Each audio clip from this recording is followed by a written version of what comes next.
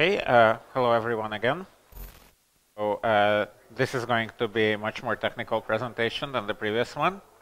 And this is about persistency in Swarm. So persistency is about making sure that what you upload to Swarm stays there and remains available. So first I'm going to, so this is a little bit of an overview of the talk. So I'm going to talk about what the challenges of persistence are in a decentralized system like Swarm. Then I'm going to talk about incentives that have already been implemented and how they play out. I'm going to talk about the problem of spam, and in the end I will review a few use cases of Swarm and how they relate to the problem of persistency, and give a little bit of a roadmap about what to expect in the future and when. So, what is difficult? What makes persistency difficult? Number one problem is churn, namely that nodes join the network and leave the network, and when they join, then they don't have up-to-date information.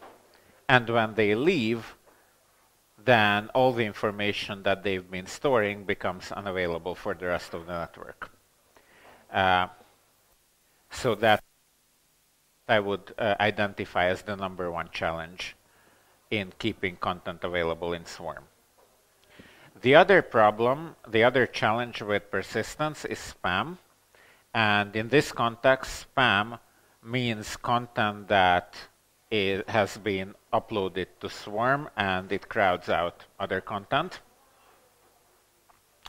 Then opportunity costs. So if nodes have a limited storage capacity, which they do, then the incentives in place might cause storing some content being more profitable than storing other content, so the less profitable content is deleted.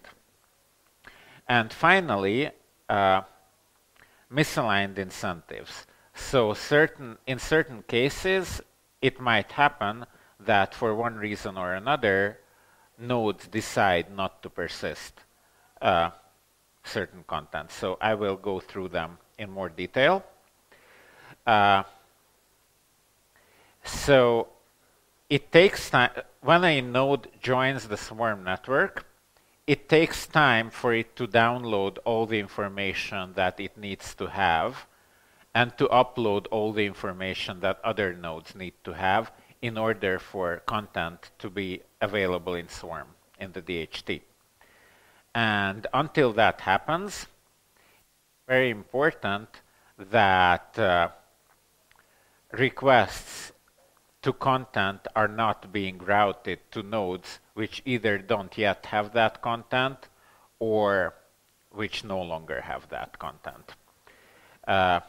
So this is a problem that is fairly difficult to test, and we're currently grappling with it, but we're hoping that these kind of problems will be satisfactorily solved soon. And basically any change in membership, so either when nodes leave or when they join, data needs to be moved around. And it takes time, and it's very important to use this transition, to route requests appropriately during these transitional times. And basically, since nodes leave and join Swarm continually, we are never actually in an equilibrium state ever, so these corner cases, they're actually normal operational conditions. They're not exceptional conditions. And it's also important to understand that as nodes come and go, the radius of responsibility, by which we mean that the proximity within which a certain node is responsible for chunks, can both grow and shrink.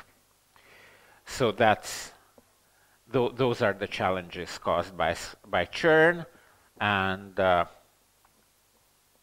so this is a very important area of both research and development inside Swarm. Spam. So there are two kinds of spam. There's malicious spam, where the objective of the spammer is to either take out specific nodes or to damage the entire network.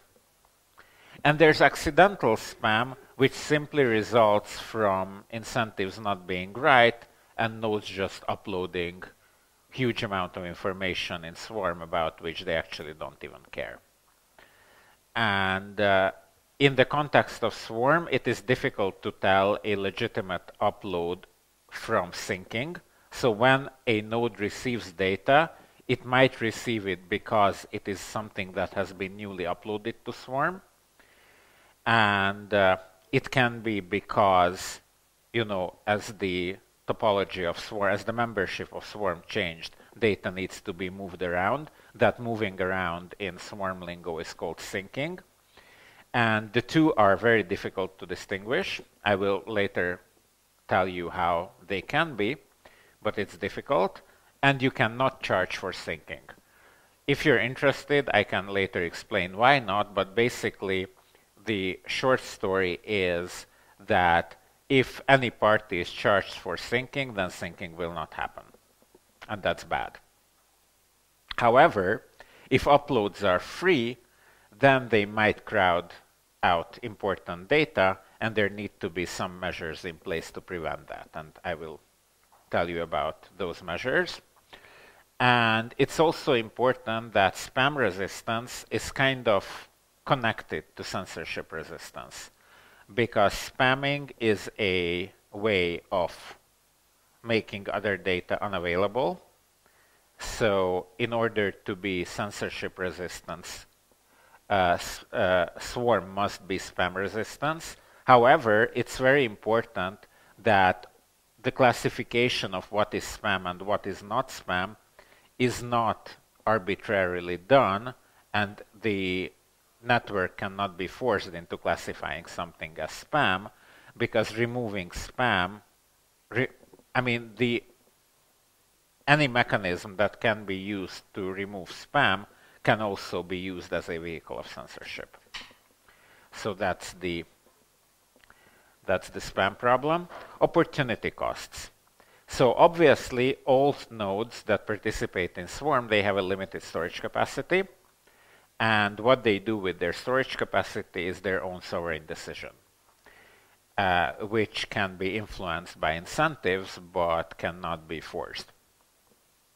And because of that, there are two choices that nodes face.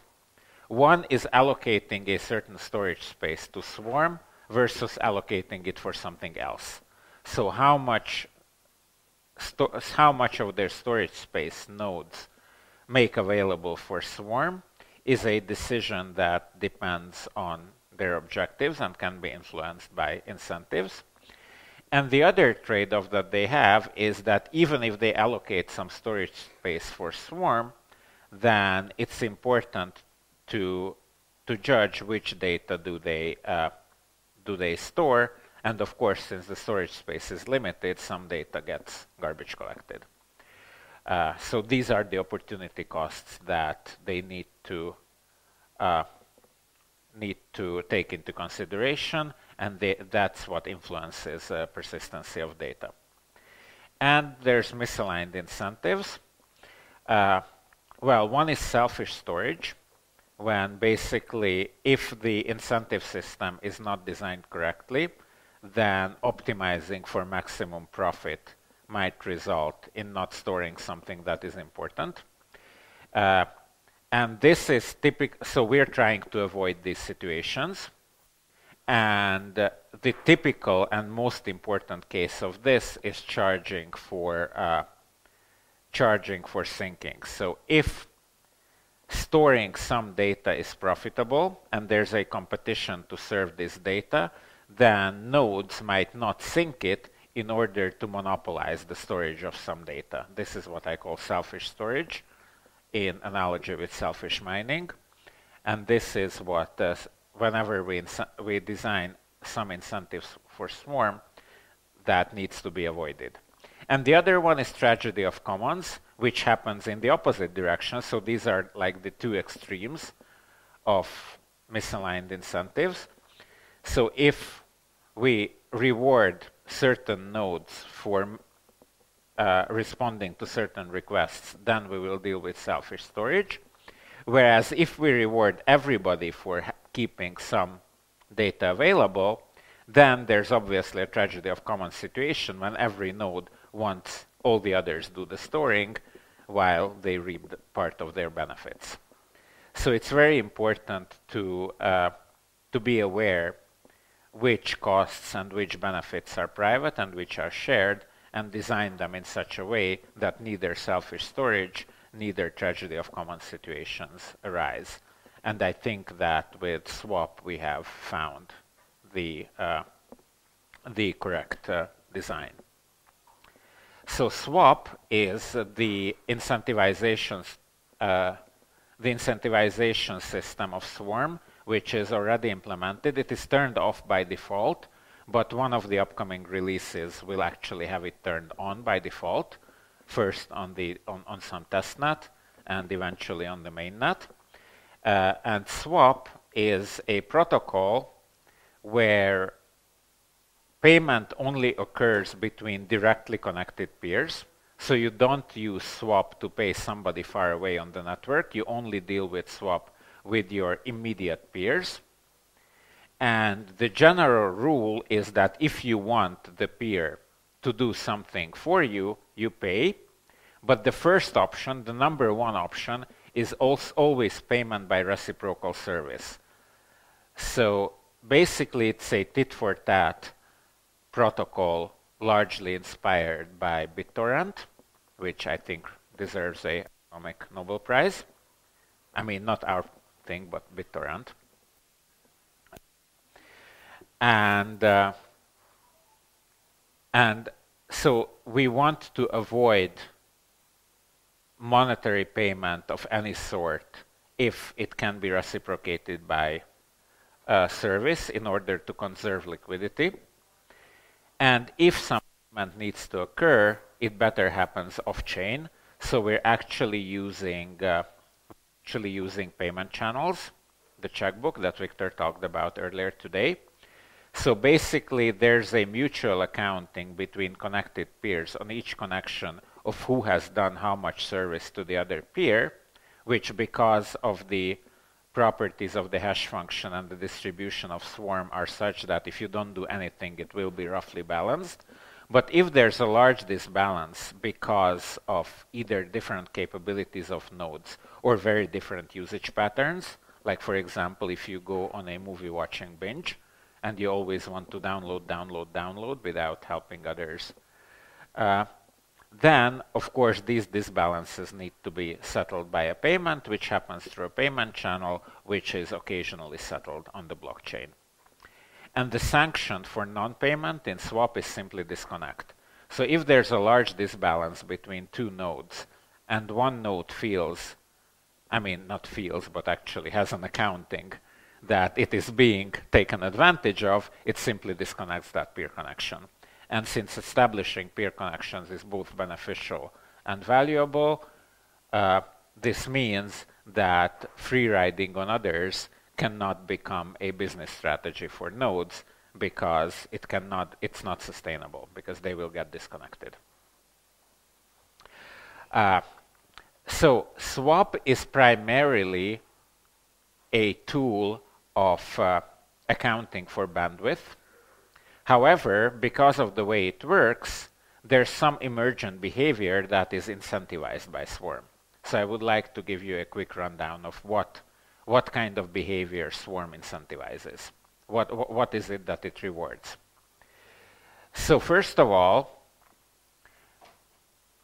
it incentivizes you to retain profitable chunks. A chunk is profitable if it's very often requested of you.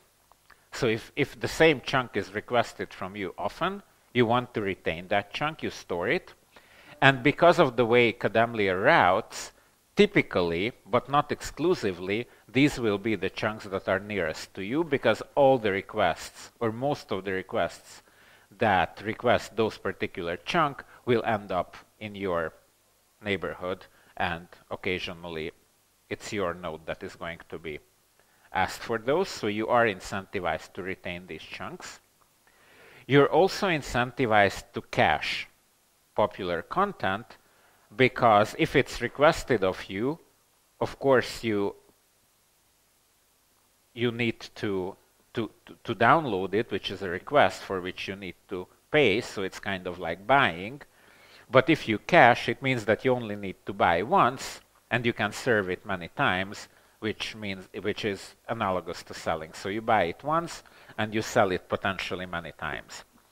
Which means that swap, as it is, already incentivizes the caching, storage, and dissemination of popular content.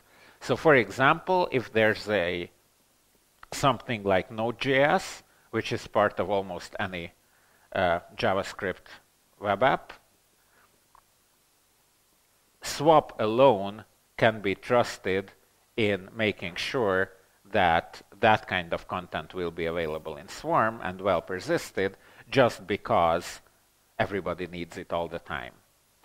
There's a very interesting effect that we observed, which we call the donut effect, meaning that popular content moves to the edges precisely because of caching. So because everybody is caching popular content, it ends up being stored on the nodes that are close to the nodes that are requesting it, which might be actually fairly far from where they belong, from their neighborhood in the DHT. And because it is not requested where in its neighborhood, those nodes which should be storing it according to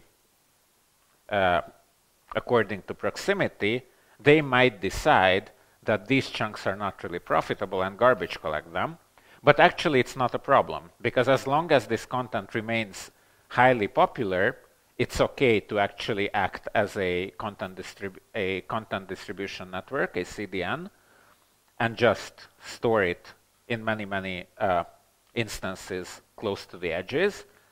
But if there's a room for taking a breath for those nodes from serving them, then they will eventually sync back to where they belong. So this donut effect does not actually make content unavailable, just available where it is requested rather than where it belongs according to proximity metric that we use. Syncing itself, namely that you're pushing chunks towards where they belong, is only incentivized weakly. So the incentives are not direct, they are indirect. Namely that, first of all, you need to make room for other stuff. So you want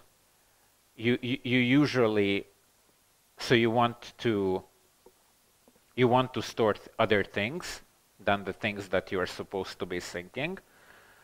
And it kind of helps you can rely on others being providing this reciprocal service to you. So there's a certain element of altruism, but as we have learned from peer-to-peer networks, as long as it doesn't cost much, altruistic behavior for the good of the network can be counted upon. So syncing does not have any direct incentives, but indirectly it's incentivized by not being, there's no reason not to do it. Garbage collection. So if nodes optimize for maximum profit in swap, then we have a heuristic, which is a little bit more complicated than what I will explain, but the core of it, that there's a garbage collecting queue which is consumed from the bottom. So whatever is at the bottom of the queue, it gets garbage collected. And whatever gets requested, it goes to the top of the queue.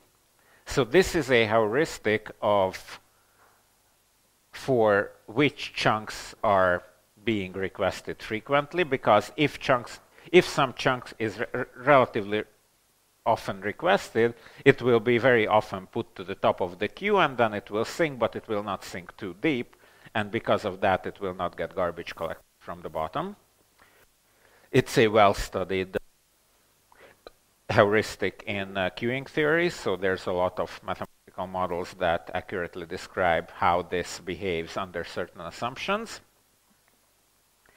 But it's very important that it is retrieval requests that place chunks to the top, but syncing does not do that.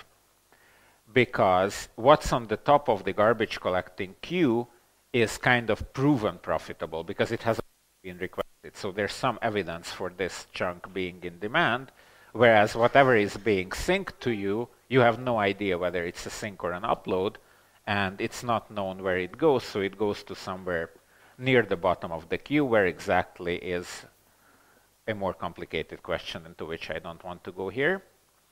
And what could help this heuristic is some credible, by which I mean costly, signal of profitability. If somehow we could look at a chunk and decide whether it will be profitable or not, and later on I will tell you what can act as just such a signal. So now we move on to the question of how does Swarm protect itself from spam. So what we need is kind of like a postage stamp model. So we cannot use swap for we cannot use swap for paying for storage, but uploads should cost. So if you want to upload something, it should cost you, because otherwise your incentive is to just upload as much as is convenient for you and clog the network with garbage. But it's important that uploads only cost to the uploader and not to the syncer, because as soon as it starts costing to the syncer, syncing just won't happen, and that we don't want to happen. So the way to prevent it is to attach a little piece of data to each chunk, which acts like a postage stamp that you look at it, and you can decide whether this was paid for or not. So this marks chunks as paid for. And those of you familiar with Whisper, you can recognize that this is very similar to proof of work, as is used in Whisper. So that is one example of doing that. Now we don't use that in Swarm, and I will shortly get into the reasons for doing that. But what I would like to emphasize, that the unit of accounting here is the value of that information divided by the amount of that information and divided by time. So you pay for a certain piece of information to be stored for a certain period of time, and of course the longer the period of time is, the more you need to pay. So for example, if you want to put some units on it, it's Ether per chunk per second. Like that's kind of the dimension of the payment for uploads. And it's very interesting that because no chunks are distributed to nodes according to their hash, and the hash function is by definition uniformly random, just by looking at local information, you can actually draw some global conclusions. So what we use is this proof of burn instead of the proof of work, because there are two problems with proof of work. One is the delay. By definition, you need to spend time for obtaining a proof of work. And if you want to upload a large file, you might want to just pay rather than spend computational time, because you might have money, but you might not have time. And the other problem with proof of work, that specialized attackers have a huge advantage. And it makes the entire network vulnerable to a denial of service by specialized attackers.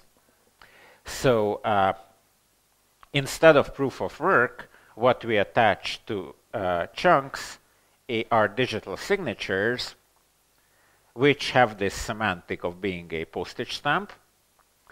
And the public key, which used for signing these chunks, is linked on-chain to a payment and an expiration time. So for any one key on the blockchain, you can find a money over time dimension value. And as in the previous slide I already mentioned, just by looking at your local database as a node, you can estimate how many chunks have been signed by this same key. And most importantly, when you're making a decision what to delete, you can compare two chunks, two signatures, just based on your local data. You don't need to know for certain how many chunks have been signed, because you know that what you have is a representative, statistically representative sample of the whole universe. And of course, these postage stamps, they raise certain privacy concerns, because if data is paid, if the digital signature on chunks belongs to the same public key, then even an outside observer or the node itself can kind of tell that these chunks belong together. So even if they cannot decrypt their content, if they're encrypted, they still know that they belong together. And that might not be a desirable property, but we kind of defer this kind of problems to the more general problem of anonymity. And since we're using Ethereum keys, the same kind of techniques that are going to be used for anonymizing Ethereum will also work for anonymizing Swarm. But we treat it as a low priority right now. So in the final part of my presentation, I will go through a few use cases and look at how they concern persistence. So the first use case, which is going to be production ready, implemented by August, by the end of August. This is a use case by Data Fund, which is sending large files. So Alice wants to send terabytes of data to Bob, and what she does is she uploads these terabytes to Swarm and then uses some method for sending the handle to all these terabytes of data to Alice, and then Alice downloads this data of Swarm. This is the simplest case because the time horizon on which this data needs to be persisted is very short. And the only features that need to be implemented to a production level quality for this particular use case is some feedback to when, from what point on the data is available. So Alice needs to have some notification that, okay, the upload succeeded, she can now disconnect. The data is available. Perhaps it would be nice to signal the availability, the end of the availability of that content, but it's not necessary. It's just a nice to have feature. And it's also very important to give some upfront estimates to Alice. What is it going to cost her to send a terabyte of data? So once we have these two features implemented to production quality, this particular use case is considered ready for prime time. The next use case is also a very important one, which is hosting dApps. Static web content, so the dApps themselves, and their data, if they have any. So here, the important thing is who pays for persistence. Now, eventually, obviously, it's the audience, the people who use this dApp, who need to, through some mechanism, which could be very indirect, but eventually, like ultimately, the cost of persisting that particular piece of data need to rest with the audience. And for popular content, swap actually does the job. So we don't need to do anything in addition to what we have if the content is popular. So if it's a dApp that everybody uses, swap makes sure that it will remain available. The problem is that nothing begins as being popular. Popularity needs to be reached. And while the content is not, so until the content becomes popular, the publisher somehow needs to pay for its availability. And there are several ways of doing that. So one is simulating popularity, so basically paying over swap by continually demanding that content from different addresses and just pretending that it's popular. And that way Swarm will persist it. It can be, am I running out of time? Okay, so I will speed up. So the other method is regularly re-uploading it. Then we will have swap and so swear and swindle. So later we will implement more complex contract-driven incentive systems so that they can pay someone else to do the above. And the final vision is to let these entities to create a DAO, and from that point on you will basically paying Swarm to host your content until it becomes popular, and then swap takes over as the primary incentive. Persistency against censorship.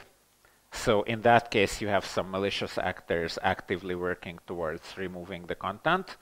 For that, we need two features. Basically, one is forcing the opponent into an arms race that they cannot win, and the second is plausible deniability. I will skip the details for the lack of time. I will be very happy to tell you afterwards. A very big but somewhat difficult use case is storing Ethereum state on Swarm. There are two different reasons to do that. One is to help nodes that wish to become full nodes to bring them up to speed. So basically to do what Parity calls warp sync, but do it off Swarm. And the other is helping light clients and basically light servers to offload them. So eventually we would like to become integrated with less and converge on certain protocols with them. And finally, the most difficult case for persistence is basically storing encrypted personal data, like imagine a backup, which nobody except for you will ever download, and probably you will not download it either. So that's basically, that's the one that is farthest down the road. And finally, the last thing, this is really the last one. So what is the opposite of persistence? Deleting. We always get these questions about, can you delete stuff from Swarm? And so there's a fundamental thing about data on the internet. It's not even about Swarm. Those who ever had read access to data, they can always save it and then reshare it. There's no way around it. This is a fundamental property of digital data on the network. And therefore, I think that the fair definition of what does it mean to delete something is that it is no longer accessible from a given interface, be it a user interface or an API. And that, of course, we can do. So, you know, if you delete something from Facebook, then it gets marked deleted in their database, and we can do the same in Swarm. So what I want to emphasize here, that it's the responsibility of the dApp developer to make sure that data that they want to consider deleted is no longer accessible. It is not Swarm's responsibility. And that's it. Thank you very much, and I'm ready for a QA session.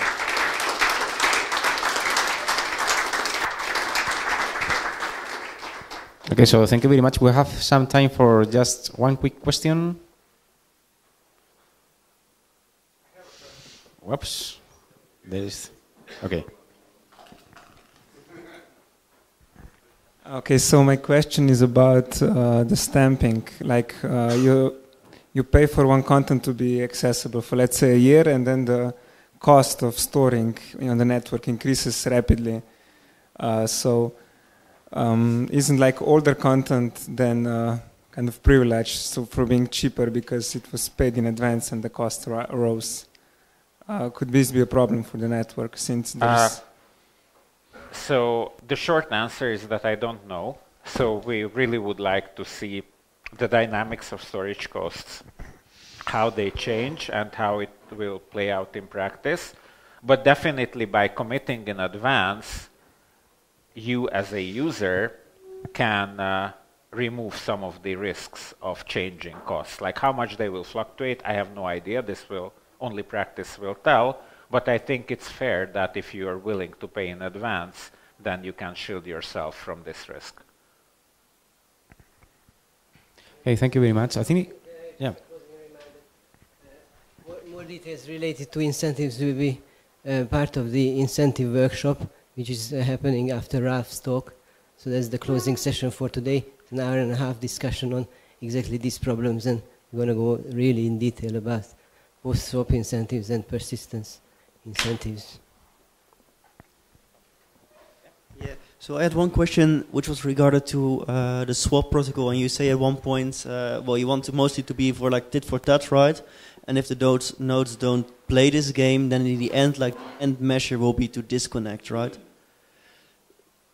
But I mean, my question is, what is the cost for nodes to actually run maybe 10 nodes? So maybe disconnecting is not costly if it's like cheap to, yeah, just have multiple entities on the network. It doesn't matter if you disconnect from me because I just have 10 more. So you will have this. So connecting is costly. Like building up a connection in Swarm it takes time, and just like in the case of BitTorrent, you know, you as a freshly connected nodes, you have all sorts of disadvantages. So having maintained a long connection is advantageous. There's value in every connection, and if it gets disconnected, then you will have to spend all those resources that you have spent to build up that connection, to build up new ones. So it's not a sustainable strategy to just spawn new nodes and start new connections. Yeah. Last one. Can I make swarms to my data for free in a way that I upload it and then I keep downloading it? Well, if you keep downloading it, it means that you will ask other nodes to do something for you, which is a service. So you need to pay for that over swap. And you have two ways of paying for it, either by giving your storage and bandwidth capacity to the network, or by paying your hard-earned Ether. Those are your two options. Okay, thank you very much. Thank you. And now please stay a moment because there is going to be an announcement. Hello, my name is Mark. I'm here with Attila on the behalf of the Felfele Foundation. We are a non-profit organization working on a new kind of social network which uses Swarm as its backend. And I'd just like to announce that we are doing a lottery during the Swarm Summit. We are going to give away a unique art object which is displayed at the registration table, and you are welcome to participate by donating to the appropriate address displayed at the same place. Thank you.